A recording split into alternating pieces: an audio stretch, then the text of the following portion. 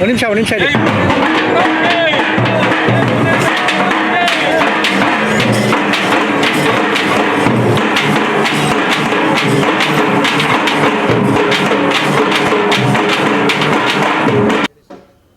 ಭುವನೇಶ್ವರಿ ಅಭಿವೃದ್ಧಿ ಯಶಸ್ವಿನಿ ಮಿಲನ ಸಂಘದಿಂದ ಕನ್ನಡ ರಾಜ್ಯೋತ್ಸವವನ್ನು ಮಾಡ್ತಾಯಿದ್ದಾರೆ. ಕನ್ನಡ ರಾಜ್ಯೋತ್ಸವದ ಅಂಗವಾಗಿ ಈ ದಿನ ಭುವನೇಶ್ವರಿಯ ಮೆರವಣಿಗೆ ಜೊತೆಯಲ್ಲಿ ಸಕಲ ವಾದ್ಯಗಳೊಂದಿಗೆ ಜನಪದ ತಾಳತಂಡದೊಂದಿಗೆ ಮೆರವಣಿಗೆ ಪ್ರಾರಂಭ ಆಗಿದೆ. ನಮ್ಮ ಎಲ್ಲ ಹಿರಿಯರು ಕೂಡ ಇದರಲ್ಲಿ ಭಾಗವಹಿಸಿದ್ದಾರೆ. ಸಾಹಿತ್ಯ ಪರಿಷತ್ತಿನ ನಮ್ಮ ಮಂಡಿಗೆರೆ ಗೋಪಾಲ್ರವರು ಮತ್ತು ಅಧ್ಯಕ್ಷರಾದಂಥ ರವಿ ನಾಯಕ್ ಅವರು, ದೀಪಕ್ ಪುಟ್ಸ್ವಾಮಿ ಅವರು, ವರ್ಧಣ್ಣ ಅವರು, ಜಮೀರ್ ಅವರು, ಕುಶಲ್ ಕುಮಾರ್ ಅವರು, ನಮ್ಮ ನಗರ ಪಾಲಿಕೆ ಸದಸ್ಯರಾಗಿದ್ದಂಥ ಕುಶಲ್ ಕುಮಾರ್ ಅವರು, ರಾಯಲ್ ಜೋಶಪ್ನವರು ಎಲ್ಲರೂ ಕೂಡ ಭಾಗವಹಿಸಿ, ಮಹಾದೇವ್ ಶಿವಣ್ಣ ಎಲ್ಲರೂ ಸೇರಿಕೊಂಡು ಈ ಕಾರ್ಯಕ್ರಮ ಉದ್ಘಾಟನೆ ಮಾಡಿದ್ದಾರೆ. ಮೈಸೂರು ನಗರದ ಪ್ರಮುಖ ಬೀದಿಗಳಲ್ಲಿ ಇದನ್ನ ಮೆರವಣಿಗೆ ಆಗ್ತಾ ಇದೆ. ಇದಾದಮೇಲೆ ಪ್ರಸಾದ ವಿನಿಯೋಗ, ಬೇರೆ ಬೇರೆ ಕಾರ್ಯಕ್ರಮಗಳು ಕೂಡ ಎಲ್ಲ ಇದ್ದಾವೆ. ಸರ್, ಈ ಕ್ಷೇತ್ರದಲ್ಲಿ ಅಭಿವೃದ್ಧಿಯ ಪಥದತ್ತ ಸಾಗಬೇಕಾದ್ರೆ ಕನ್ನಡದ ಒಂದು ಅಚ್ಚು ಉಳಿಬೇಕಾಗುತ್ತೆ. ಕನ್ನಡದ ಪ್ರಾಧಿಕಾರದ ಅಥವಾ ಸಾಹಿತ್ಯ ಪರಿಷತ್ತು ಕನ್ನಡದ ಉಳಿವಿಗಾಗಿ ಹೊರಗಡೆಯಿಂದ ಬಂದವರಿಗೆ ಯಾವ ರೀತಿಯಾದ ಕ್ರಮ ಹೊರಗಡೆಯಿಂದ ಬಂದಂಥ ಜನ ಇವತ್ತು ಕರ್ನಾಟಕದಲ್ಲಿ ಬೆಂಗಳೂರಂಥ ರಾಜಧಾನಿಯಲ್ಲಿ 67% ಪರಭಾಷಿಗರು, 23% ಕನ್ನಡಿಗರಿದ್ದಾರೆ ಅಂತಂದಾಗ ಪರಭಾಷಿಗರು ಈ ರಾಜ್ಯದಲ್ಲಿ ಎಷ್ಟು ಮಟ್ಟಿಗಿದ್ದಾರೆ ಅನ್ನೋದು ಅರ್ಥ ಆಗುತ್ತೆ. ಸಂವಿಧಾನದಲ್ಲಿ ಎಲ್ಲರೂ ಎಲ್ಲ ಕಡೆ ಬದುಕೋದಕ್ಕೆ ಅವಕಾಶ ಇದೆ. ಆದರೆ ಕರ್ನಾಟಕದಲ್ಲಿ ಯಾರಿದ್ದೀರಾ, ಕನ್ನಡ ನೀವು ಕಲೀಲೇಬೇಕು ಅನ್ನೋದು ನಮ್ಮೆಲ್ಲರ ಒತ್ತಾಯಗಳು. ಕನ್ನಡ ಕಲಿತೇ ನೀವು ಬಿಸ್ನೆಸ್ ಮಾಡಿ, ಏನೋ ಮಾಡಿ, ವೃತ್ತಿ ಮಾಡಿ, ಜೀವನ ಮಾಡಿ. ಆದರೆ ಕನ್ನಡ ಮಾತ್ರ ನೀವು ಕಲೀಲೇಬೇಕು ಅನ್ನೋದು ನಮ್ಮ ಒತ್ತಾಯಗಳನ್ನ ಎಲ್ಲರೂ ಕನ್ನಡದಲ್ಲೇ ಮಾತನಾಡಿ ಒತ್ತಾಯಗಳಾಗ್ತಾ ಇದ್ದೀವಿ. ಅದಿನ್ನೂ ಹೆಚ್ಚಾಗಿ ಆಗಬೇಕಾಗಿದೆ. 70ನೇ ವರ್ಷದ ಕನ್ನಡ ರಾಜ್ಯೋತ್ಸವ ಸಂದರ್ಭದಲ್ಲಿ ಅಭಿವೃದ್ಧಿ ಯಶಸ್ವಿ ಮಿಲನ ಈ ಸಂಸ್ಥೆಯ ರವಿ ನಾಯಕರವರು ಎಲ್ಲ ಗೆಳೆಯರು ಸೇರಿಕೊಂಡು ಒಂದೇ ಕುಟುಂಬದ ಜಾತಿ ಧರ್ಮ ಎಲ್ಲವನ್ನು ಮರೆತು ನಜರ್ಬಾದ್ ಒಂದು ಪುಟ್ಟ ಭಾರತದ ಹಾಗೆ ಇಲ್ಲಿ ಕಾಣಿಸ್ತಾ ಇದೆ. ಇದೊಂದು ವಿಶೇಷ. ಇದು ಎಲ್ಲ ಕಡೆ ಈಗ ಆಗಬೇಕು.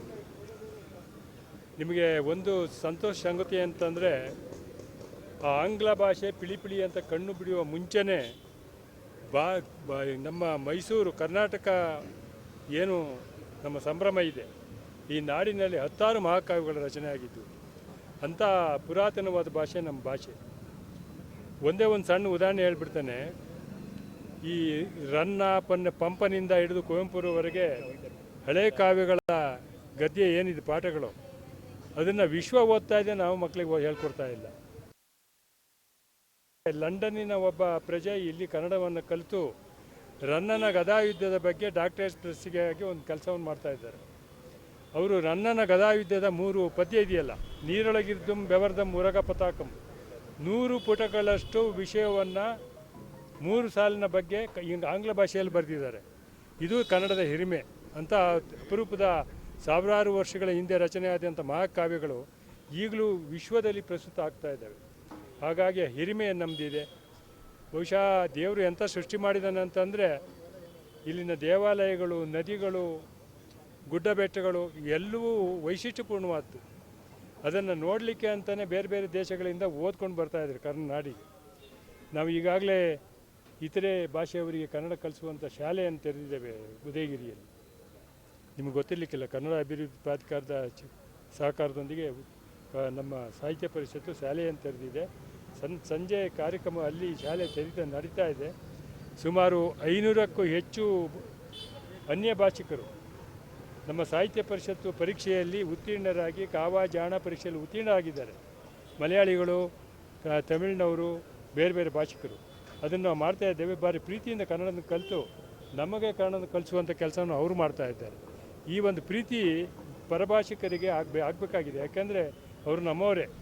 ಈಗ ನಮ್ಮವರು ತಮಿಳುನಾಡಿನಲ್ಲಿ, ಕೇರಳದಲ್ಲಿ, ಪಂಜಾಬಲ್ಲಿ ಇದ್ದಾರೆ. ಅವರು ಪಂಜಾಬಿಗಿಂತ ಚೆನ್ನಾಗಿ ಪಂಜಾಬ್ ಮಾತಾಡ್ತಾರೆ, ತಮಿಳಿಗಿಂತ ಚೆನ್ನಾಗಿ ತಮಿಳಿನವ್ರಿಗಿಂತ ಚೆನ್ನಾಗಿ ತಮಿಳು ಮಾತಾಡ್ತಾರೆ.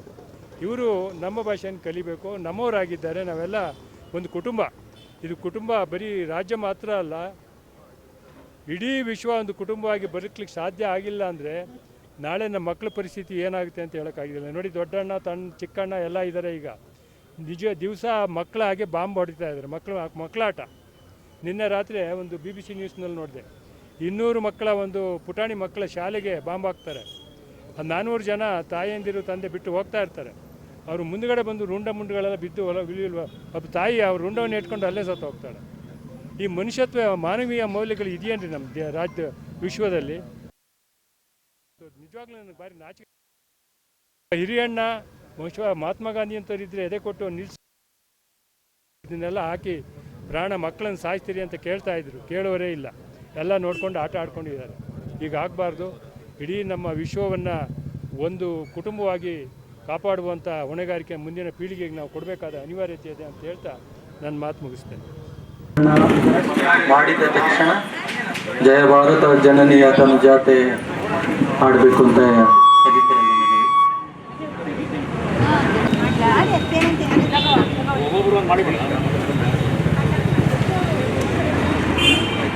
ಸೈಡಿಂದ ಮಾಡಿ ಮೇಡಮ್, ಸ್ವಲ್ಪ ಹಿಂದೆ ಬಂದುಬಿಡಿ. ಸೈಡಿಂದ ಮಾಡಿ. ಒಂಚೂರು ಒಳಗೋಗ್ಬಿಡಿಮ್ಮ, ಒಳಗೋಗ್ಬಿಡಿ. ಹಿಂದೆ ಹೋಗಿ ಹೇಳ್ತೀನಿ. ನೀವು ಆ ಕಡೆ ಹೋಗಿ.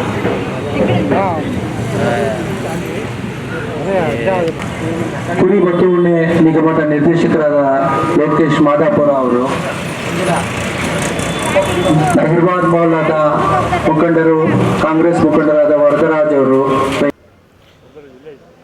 ಇವತ್ತೇನು ನಮ್ಮ ಈ ನಜರ್ಬಾದ್ ಮೊಹಲ್ಲಾ 40ನೇ ವಾರ್ಡ್ನಲ್ಲಿ ನಾವು ಏನು ಕಾರ್ಯಕ್ರಮ ಅಂದ್ಕೊಂಡಿದ್ದೀವೋ ಇದು 15 ವರ್ಷದ ವಾರ್ಷಿಕೋತ್ಸವ ಆಗಿರುತ್ತೆ. ಹಾಗೆ ಇದು ಐತಿಹಾಸಿಕ ಮೊಹಲ್ಲಾ. ಇದು ಈ ಮೊಹಲ್ಲಾಗೆ ಇಡೀ ರಾಜ್ಯದಲ್ಲಿ, ಅಂದರೆ ರಾಜ್ಯದಲ್ಲಿ ನಮ್ಮ ಮೈಸೂರಿನಲ್ಲಿ ತುಂಬ ಅಭಿವೃದ್ಧಿ ಹೊಂದಂಥ ಒಂದು ಹಳೆಯ ಮೊಹಲ್ಲಾ ಆಗಿದೆ. ರಾಜ ಮಹಾರಾಜರು ಓಡಾಡಿದಂಥ ಜಾಗಗಳಿದ್ದವು. ಸೊ ಈ ಜಾಗದಲ್ಲಿ ನಮ್ಮ ಕನ್ನಡನ ನಾವು 15 ವರ್ಷದ ವಾರ್ಷಿಕೋತ್ಸವದೊಂದಿಗೆ ಒಂದು ಅರ್ಪಿಸ್ತಾ ಇದ್ದೀವಿ ಅಂತಂದರೆ ಇದು ಆ ಕನ್ನಡ ತಾಯಿ ನಮಗೆ ಕೊಟ್ಟಂಥ ಆಶೀರ್ವಾದ ಆಗಿರುತ್ತೆ. ಹಾಗೆ ನಮ್ಮ ಹಿರೀಕರು ಇಷ್ಟೊತ್ತು ಹೇಳಿದ್ರು, ಇಷ್ಟೊತ್ತು ಮಾತಾಡಿದ್ರು. ನಾವೇನು ಮಾತಾಡೋದೇ ಬೇಡ, ಎಲ್ಲ ಅವರೇ ವರ್ಣನೆ ಮಾಡಿದ್ದಾರೆ. ಈಗ ಮಾತೆ ಕನ್ನಡ ತಾಯಿನ ನಾವು ಎಷ್ಟು ಜಾಗೃತಿಯಿಂದ ಎಷ್ಟು ನಾವು ಇಂಪ್ರೂವ್ ಮಾಡ್ಕೊಂಡೋಗಿ ರಾಜ್ಯದೆಲ್ಲೆಡೆ ಹರಡಿ ಇಡೀ ಕನ್ನಡ ರಾಜ್ಯನೇ ಈ ಕನ್ನಡ ಮಾತಾಡೋ ಅಂಥ ಜನನ ನಾವು ಒಬ್ರಿಗೊಬ್ರು ಹೇಳ್ಕೊಂಡು ಬಂದು ಇನ್ನೂ ಅಭಿವೃದ್ಧಿಗೊಳಿಸಿದ್ರೆ ನೋಡಿ, ಅಭಿವೃದ್ಧಿ ಯಶಸ್ವಿ ಮಿಲನ ಅಂಥೇಳಿ ನಾವು ಈ ಮೊಹಲ್ಲಾದಿಂದ ಒಂದು ಮೊದಲನೇ ಬಾರಿಗೆ, ಅಂದರೆ ಈ ಕಳೆದ ವರ್ಷದಿಂದ ಜಾರಿಗೆ ಬಂದ ಮೇಲೆ ಈ ಅಭಿವೃದ್ಧಿ ಯಶಸ್ವಿ ಮಿಲನ ಒಂದು ಟೀಮ್ ಏನಿದೆಯೋ ಈ ಟೀಮು ತುಂಬ ಹಾರ್ಡ್ ವರ್ಕ್ ಮಾಡಿ ಈ ಮೊಹಲ್ಲಾ ಇಂಪ್ರೂವ್ ಮಾಡೋದಕ್ಕೆ ಎಲ್ಲ ಥರ ಪ್ರಯತ್ನ ಪಟ್ಟು, ಅದೇ ಥರ ಶಾಸಕರು ಬೆಂಬಲ ಕೊಡ್ತಾವ್ರೆ, ಮಾನ್ಯ ಮುಖ್ಯಮಂತ್ರಿಗಳು ಬೆಂಬಲ ಕೊಡ್ತಾ ಇದ್ದಾರೆ. ಸೊ ಇದನ್ನೆಲ್ಲ ನೋಡಿ ನಮ್ಗೆ ಹೆಮ್ಮೆ ಆಗುತ್ತೆ. ಇಂಥ ಸಂದರ್ಭದಲ್ಲಿ ನಾವು ಕನ್ನಡ ರಾಜ್ಯೋತ್ಸವ ಪ್ರಾರಂಭ ಮಾಡಿ ಸೊ ಎಂಡ್ ಆಗೋ ತನಕನೂ ಇಲ್ಲಿ ಜನ ಸಂಭ್ರಮ ಮತ್ತು ಇದೆಲ್ಲ ನೋಡ್ತಾ ಇದ್ರೆ ತುಂಬ ಖುಷಿಯಾಗುತ್ತೆ. ಹೀಗೆ ಪ್ರತಿ ವರ್ಷ ಮಾಡ್ಕೊಬರ್ಬೇಕು ಅಂತ ನನ್ನ ಒಂದು ಇಚ್ಛೆ ಪಡ್ತೀನಿ. ತಾವು ಕೂಡ ಇಲ್ಲಿಯ ಒಂದು ಆಕಾಂಕ್ಷೆಯಾಗಿರ್ತೀವಿ. ಮುಂದಿನ ಒಂದು ಯೋಜನೆಗಳೇನಾದ್ರು ಇದಾವೆ ಕನ್ನಡ ರಾಜ್ಯೋತ್ಸವ? ಸರ್, ಇದು ನಾನು 40 ಇಲ್ಲ 52, ಆದರೂ ಒಂದೇ ಮೊಹಲ್ಲಾ. ಇದು ಒಂದೇ ಮೊಹಲ್ಲಾ ಆದ್ರೂ ಸೊ ಎರಡು ಒಂದೇ, ಇನ್ನು ಮುಂದಕ್ಕೆ ಒಂದೇ ಆಗುತ್ತೆ. ಸೊ ಹಾಗಾಗಿ ನಾವು ಆಕಾಂಕ್ಷಿ ಅದೆಲ್ಲ ಆಮೇಲೆ, ಬಟ್ ಕಾರ್ಯಕ್ರಮಗಳು ಏನೇನು ಮಾಡಬೇಕು ಅದನ್ನು ನಾವು ಮಾಡ್ಕೊಂಡೇ ಬರ್ತಾಯಿದ್ದೀವಿ. ಅಭಿವೃದ್ಧಿ ಯಶಸ್ವಿ ಮಿಲನ ಅನ್ನೋ ಟೀಮ್ನಿಂದ ಯಾವ್ಯಾವ ಥರ ಇಂಪ್ರೂವ್ಮೆಂಟ್ ಮಾಡಬೇಕು ಅನ್ನೋದನ್ನೆಲ್ಲ ಮೊದಲಾಗಿ ಮಾಡ್ಕೊಂಡೇ ಬರ್ತಾಯಿದ್ದೀವಿ. ಇದು ಇಡೀ ರಾಜ್ಯದ ಜನತೆಗೆ ಹಾಗೂ ನಜರ್ಬಾದ್ ಮೊಹಲ್ಲಾ ಜನತೆಗೆ 70ನೆಯ ಕನ್ನಡ ರಾಜ್ಯೋತ್ಸವದ ಶುಭಾಶಯಗಳು. ಇಂದು ಅಭಿವೃದ್ಧಿ ಯಶಸ್ವಿ ಮಿಲನ ಹಾಗೂ ಭುವನೇಶ್ವರಿ ಬಳಗದ ಜಂಟಿ ಆಶ್ರಯದೊಂದಿಗೆ 15ನೇ ವರ್ಷದ ವಿಜಯೋತ್ಸವ ಆಚರಣೆಯನ್ನು ನಾವು ಮಾಡ್ತಾಯಿದ್ದೀವಿ.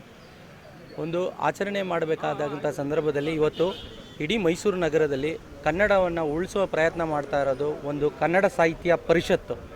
ಕನ್ನಡ ಸಾಹಿತ್ಯ ಪರಿಷತ್ ಬಿಟ್ಟರೆ ಯಾರಾದರೂ ಕನ್ನಡ ಉಳಿಸ್ತಾ ಇದ್ದಾರೆ ಇವತ್ತು ಈ ರಾಜ್ಯದಲ್ಲಿ ಅಂತ ಹೇಳಿದ್ರೆ ಆಟೋ ಚಾಲಕರು ಎಲ್ಲ ಕಡೆ ತಮ್ಮದೇ ಆದ ರೀತಿಯಲ್ಲಿ ಭುವನೇಶ್ವರಿ ತಾಯಿನ ಸೇವೆಯನ್ನು ನಿರಂತರವಾಗಿ ಮಾಡ್ಕೊಂಬರ್ತಾ ಇದ್ದಾರೆ.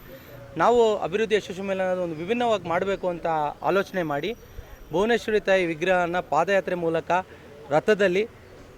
ರಥೋತ್ಸವದ ಮೂಲಕ ನಮ್ಮ ಎಲ್ಲರ ಕನ್ನಡ ಬಳಗದ ಸ್ನೇಹಿತರು ನಮ್ಮ ಕಲಾ ತಂಡಗಳ ಜೊತೆಗೆ ಮೈಸೂರಿನ ನಜರ್ಬಾದಿನ ರಾಜಬೀದಿಯಲ್ಲಿ ಮೆರವಣಿಗೆ ಮೂಲಕ ಇಲ್ಲಿಗೆ ತಲುಪಿದ್ದೇವೆ.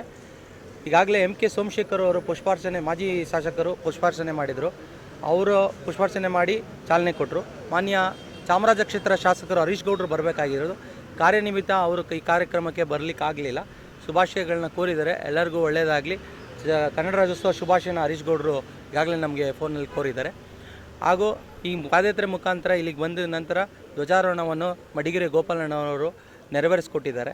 ಹಾಗೂ ಹಲವಾರು ಸಾಧಕರಿಗೆ ನಾವು ಸನ್ಮಾನ ಮಾಡುವ ಮೂಲಕ ಕನ್ನಡ ಅಭಿಮಾನವನ್ನು ತೋರ್ತಾ ಇದ್ದೀವಿ.